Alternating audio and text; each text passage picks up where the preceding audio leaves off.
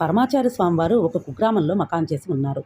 సిబ్బంది ఆయన ఉండటం కోసమని ఒక కొష్టాన్ని శుభ్రం చేసి ఇచ్చారు. వారికి ప్రత్యేకమైన గది అందులో లేనందువలన లోపలే ఒక మూల తెరకట్టి స్వామివారికి ధ్యానం చేసుకునే ఏర్పాట్లు కూడా చేశారు. స్వామివారు తెల్లవారుజామున 3 గంటలకే నిద్రలేచి స్నానాదులు ముగించి జపం చేసుకుంటున్నారు. వారు నిద్ర లేవగానే ప్రథమ దర్శనం కోసమని భక్తులు వేచి ఉన్నారు. అయితే ఇక్కడ గది లేనందువల్ల తెరకు ముందు దర్శనం కోసమని భక్తులు నిల్చుని ఉన్నారు. స్వామివారు లేస్తూనే శ్రీహరి శ్రీహరి శ్రీహరి అంటూ లేవటం అందరూ గమనించారు. కానీ ఎవరూ ప్రశ్నించలేదు. తల్లితో బాటుగా వచ్చిన ఒక బాలుడు మాత్రం అది విని ఆశ్చర్యపోయాడు. బాలుడు పదే పదే తల్లిని ప్రశ్నించడం మొదలుపెట్టాడు. ఇది గమనించిన మహాస్వామి వారు అతన్ని దగ్గరకు పిలిచి వాత్సల్యంతో "నువ్వు ఏమడుగుతావు ఇప్పుడు అడుగు" అన్నారు. ఆ పిల్లవాడు "పెరియవా, మీరు నిద్రలోస్తూనే శ్రీహరి అంటూ లేచారు ఎందుకు" అని ప్రశ్నించాడు. అదా నీ సందేహం? మనం నిద్ర లేచిన తర్వాత ఎన్నో రకాల వ్యాపకాలలో లీనమవుతాం.